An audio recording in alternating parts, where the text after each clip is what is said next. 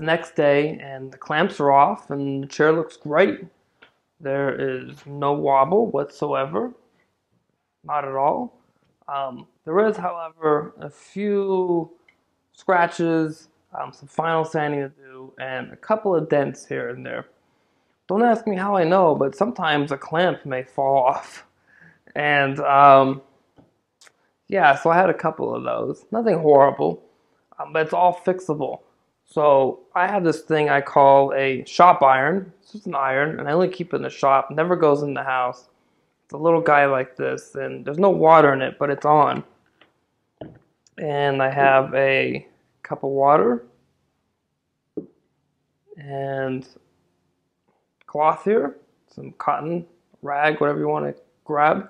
And we're going to use this with the water and the iron to pull up some of this grain that got dented in yesterday. So let me show you how to do that, and then we'll talk about doing some final sanding in some places as well.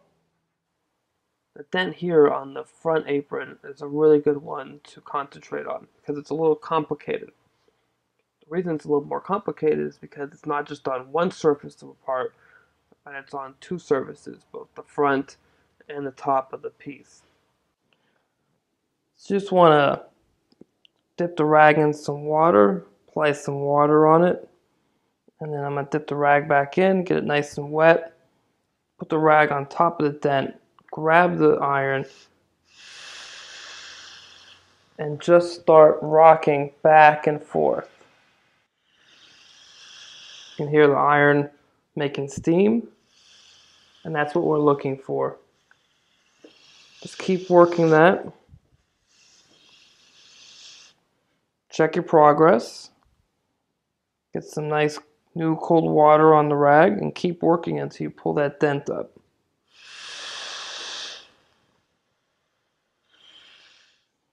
And that's raised the grain all the way around. So we're going to need to sand all of this, as well as sanding this little, what's left of the dent there.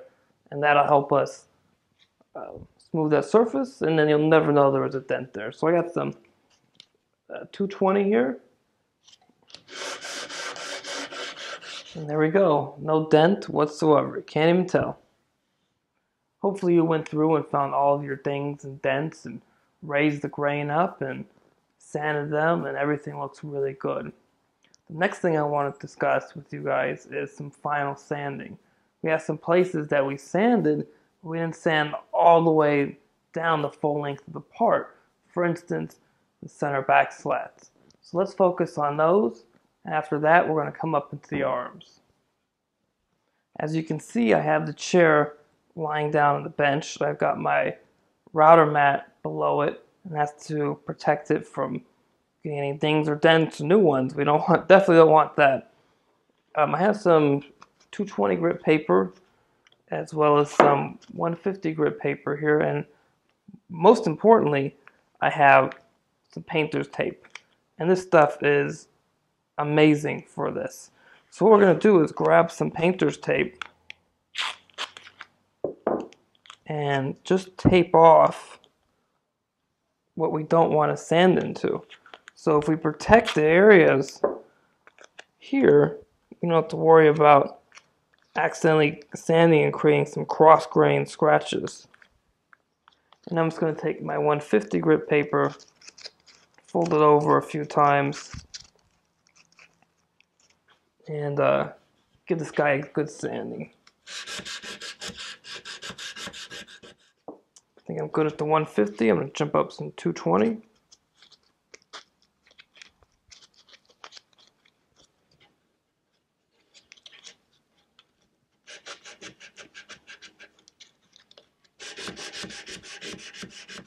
One of the things we did earlier as well is we rounded over a lot of the length of this piece, but we didn't go all the way up. So now what I can do is put a little bit more tape on the other edges,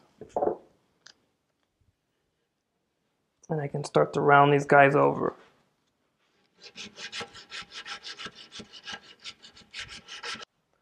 I'm going to keep working on the chair right now and hit all those areas that I missed. So all these center back slats,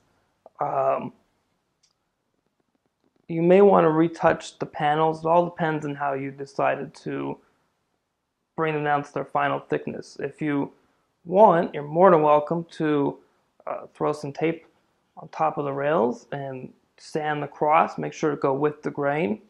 And you're going to want to also round over these front and back edges. Right now they're really tight. Well, not tight, but sharp. And we want to round those guys over too. So that's another place to hit. I want to concentrate on the arm transition now. So we're going to grab a couple of chisels and bring those over here to the table, get the camera zoomed in, and we'll work on this arm transition.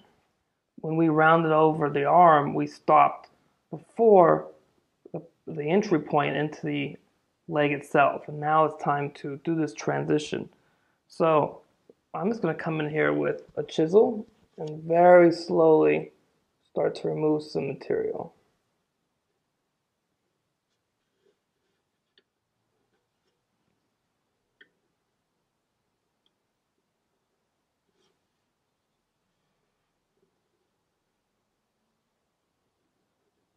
So I'm just trying to create some facets with the chisel, create some faces for the round over.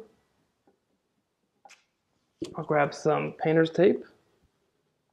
And just like with the back slats, I'm going to come in here with some 220 grit paper and just transition into the back.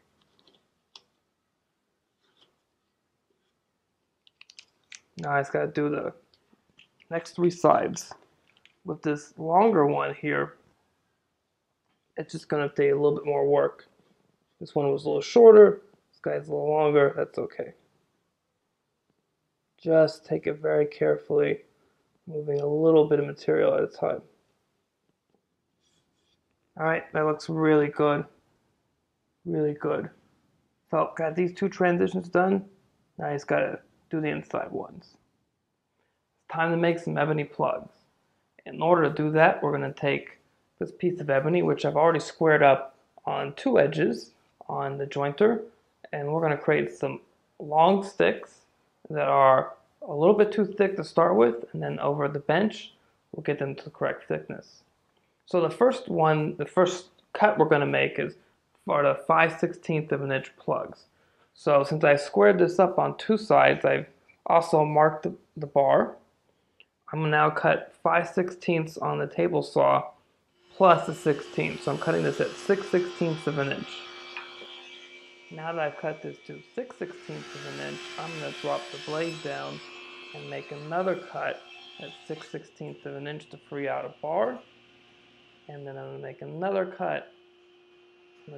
Once that bar is freed out, I'm going to turn the piece around and then make another cut to get myself another bar at 6/16 of an inch. Great, I got two bars or sticks here at 6/16 of an inch each. This is great. Now we need some 1/4 inch ones.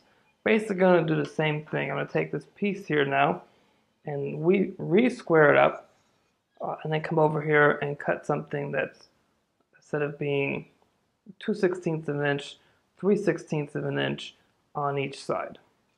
I'm at the chair right now because before I bring down this ebony to its final thickness, I want to take some measurements and I want to know what I'm shooting for here.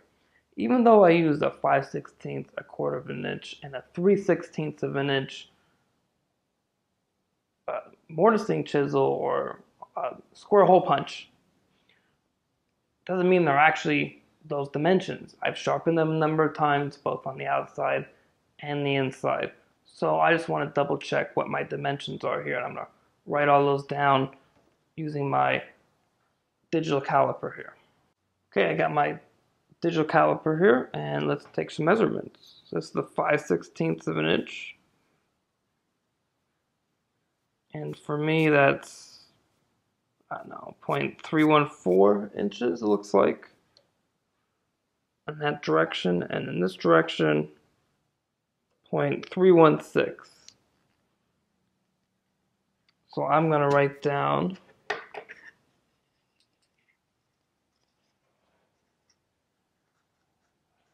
5/16 as .316 inches. Now that I have the dimensions for the plugs, I can start working to get these guys down to the correct size. Now, what we don't want to do is actually shoot for these sizes. So for instance, the 5/16 is .316. Well, we don't want to actually get it to be .316. We want it to be larger than that, maybe .319 or .320. I'm going to take a measurement off the 5/16 of an inch stick I cut. This is .326 in that direction, and this is .322. So this is actually pretty close. We only have to take a couple thousandths of an inch off at most.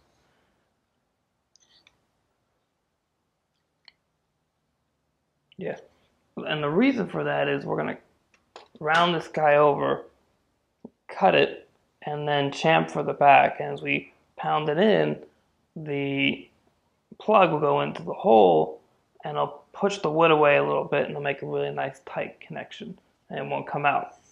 So when you do this, make sure you don't just shoot for those dimensions. You want to add a couple thousandths of an inch in each direction, maybe even 4,000 of an inch. That's what I'm going to do for the 5/16. I'm going to shoot for .320 instead. Yeah. So let's get planing.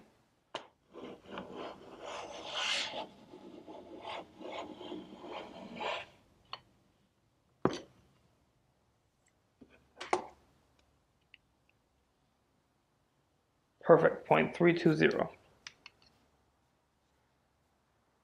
321, 322, 320, perfect. So this 5/16 of an inch is done. All right, it's time to take our sticks of ebony, which I actually cut in half, makes it a little bit easier, and turn these guys into plugs. So what do I got going on here? Well, first I have a piece of 3/4 inch plywood, happens to be Baltic birch. With that, I have this little sanding pad with some padding on top of it, and I'll have links to all this stuff for you guys.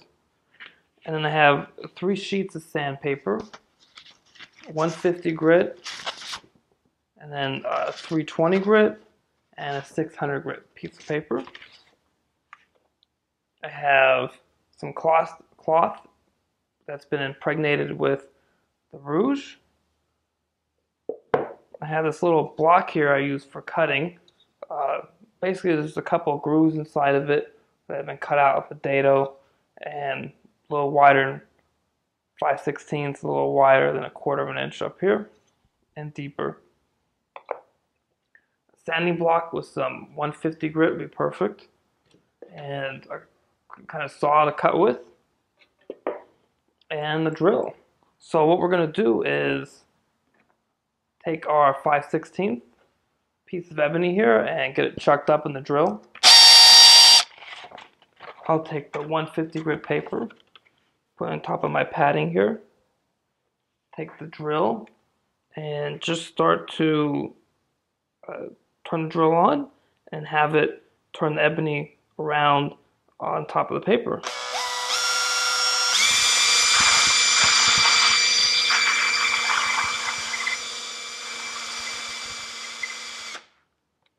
And just take a look at the ebony, see if you're rounding over the edge completely.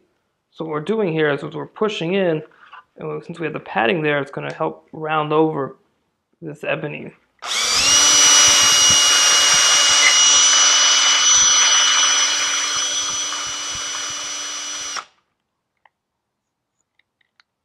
Once you've got that rounded over nicely, take the 150, set it aside, take the 320,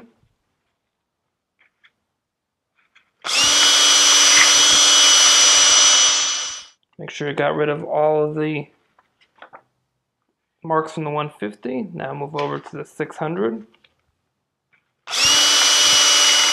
Doesn't take long. You can move that over if you want. Helps you keep track. Take the little pad here with the rouge. And let me unchuck that for you. You can see it's a really nice piece to the end. Looks good. Bring over our cutting block.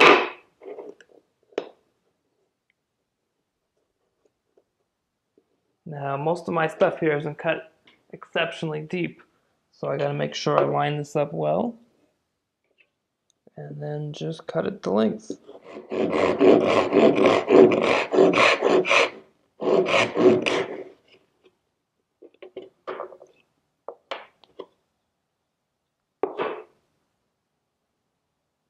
Alright, and there you go. We got one plug.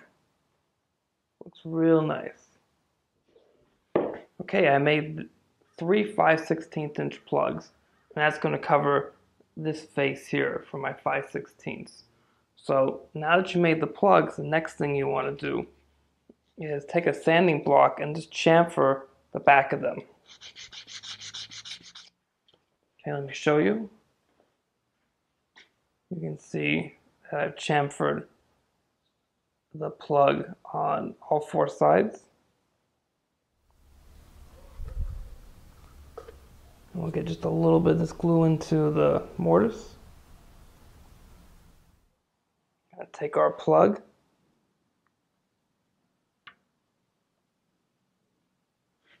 And just lightly tap the plug. Once it's set in like this, just lightly tap it.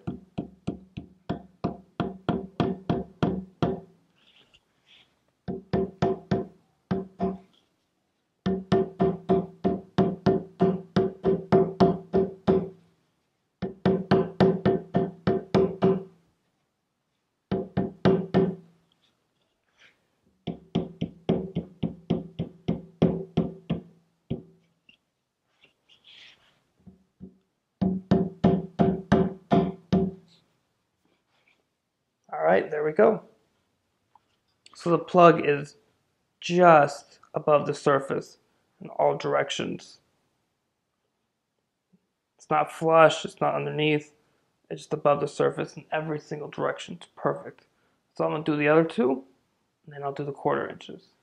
Well, this side looks really good. Still got a lot of plugs left to do. Got the other side, the back, the front, the crest rail, and the arms, but so far so good. Couple of tips here. Number 1, keep around a little 1/8 inch chisel or small chisel. Why? Well, if your plug's going in and it's way too deep on one side or just a little bit too deep, you can take the chisel and with the flat side out towards you, you can put it against the plug and the wood and you can use it to pry out the plug a little bit. You know, it's not one of those things you want to do, but if you need to do it, it's a good solution. The other tip is if you do get a plug in way too deep or at the wrong angle or some other issue with it and you have to get it out, but you can't pry it out, the next thing you need to do is take a 1/8 inch brad point bit. Take that bit, center it on that plug, drill through the depth of that plug, and then once you've drilled through the depth of the plug, you got the center out, then you can take a small chisel and pry out the rest of the plug. Not something you want to do, but it is possible. When you do that, it is going to leave a hole, not a hole, but your mortise will be expanded a little bit wider than it was originally. So you may need to mill up some new stock for your plug that's a little bit thicker, a couple thousandths of an inch or so. Measure it and then mill up that stock. But it is salvageable if you have that problem. Otherwise, just take it really slow.